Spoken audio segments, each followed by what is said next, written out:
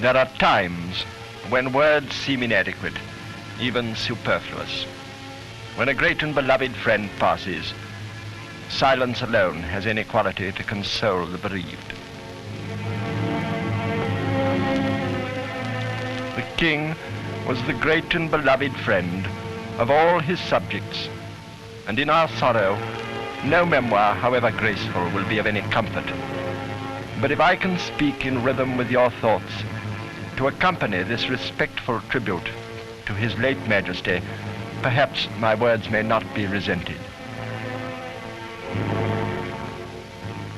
The King's death seems a personal loss to each one of us. From childhood in our country, we grow up with the figure of our sovereign in the background of our minds. He and his changing parliaments are the constitution under which we live. But in the case of King George V, we have learned to think of him as more than a monarch. My very dear people, he has called us on the radio, abandoning the we of majesty for the I of a man and a friend. The king is speaking to you, he said, addressing the children in a talk which must have thrilled every young heart. And in his last Christmas broadcast, what fellowship and appeal to human understanding underlay these words in which he described the relationship between himself and us. How could I fail to note in all the rejoicing not merely respect for the throne, but a warm and generous remembrance of the man himself who, may God help him, has been placed upon it. It is this personal link between me and my people which I value more than I can say. It binds us together in all our common joys and sorrows. Yes, the king was our personal friend, and how sincerely we rejoiced with him in the attainment of his jubilee last year. The emotions of Jubilee Day return vividly as we watch the pictures of that golden occasion, when even the sun shone as the king and queen drove to give thanks at St. Paul's Cathedral. A multitude of millions lined the route and cheered their majesties, and knowing what we know now, how happy we must feel that the king was spared to enjoy that amazing demonstration of love and loyalty such a short time before his passing. What must have impressed us all in the king's talks to us has been the warm-hearted sincerity with which the king has associated the queen in every acknowledgement of his people's love.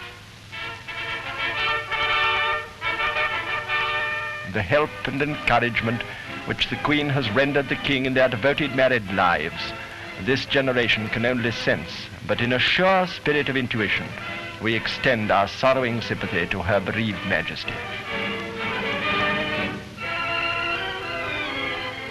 What perhaps did not strike us about Jubilee Day was its simplicity and informality.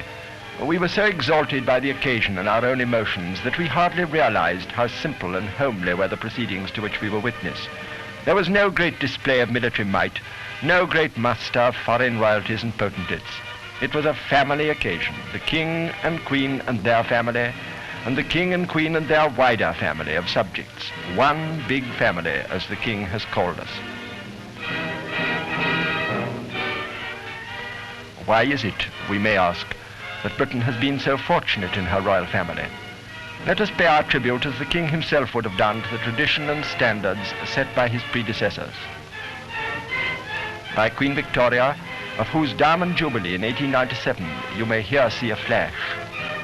By King Edward, his father, statesman as well as monarch. By Queen Alexandra, his dearly loved mother.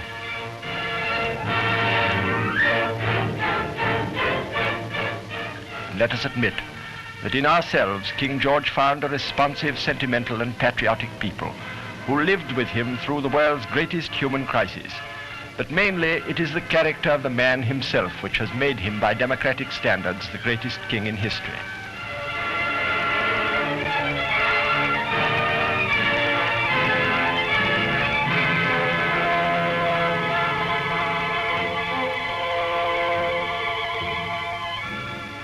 Fortunate it is that he has a son to follow him, for whom the country and empire possesses a similar admiration and affection, with his own definite but different individuality. A man who, like King George, passed through the character mold of those great war years. For while we shall remember our late king as a very human friend and a far-sighted guide through these post-war years, history will dwell on the earlier years of his reign. He came to the throne, here is his coronation procession, at a time of political crisis which called for the wisest discretion on the part of a constitutional monarch. And not many years afterwards, while the country was still rent with political dissension, the world was plunged in its greatest war. In this historic group at General Headquarters in France, the king is seen with President Poincaré, Marshal Foch and Sir Douglas Haig, a reminder that the king was one of the few remaining great figures of the war.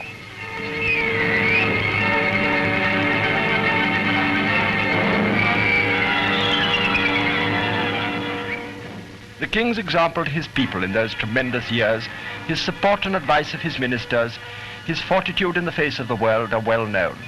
In his actions and utterances, he expressed the courage of the British race, its sympathy with the fallen, its horror at the uselessness of war. Let it never be forgotten that Britain did really fight a war which we hoped would end war.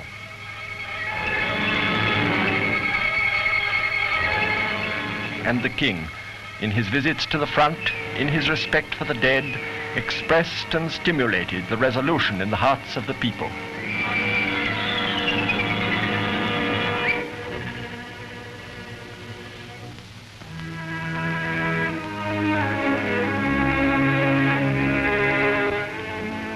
And so there will linger with us a vision of the king at the cenotaph, offering his reverence at the shrine of those who fell in what they thought was a crusade, pledging his faith anew to the ideals which he survived to carry into the years of peace.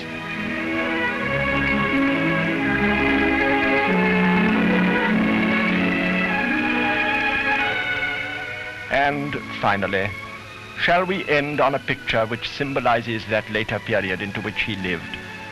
A picture which enshrines for us his sympathy with the younger generation, his love of family, and his very human character.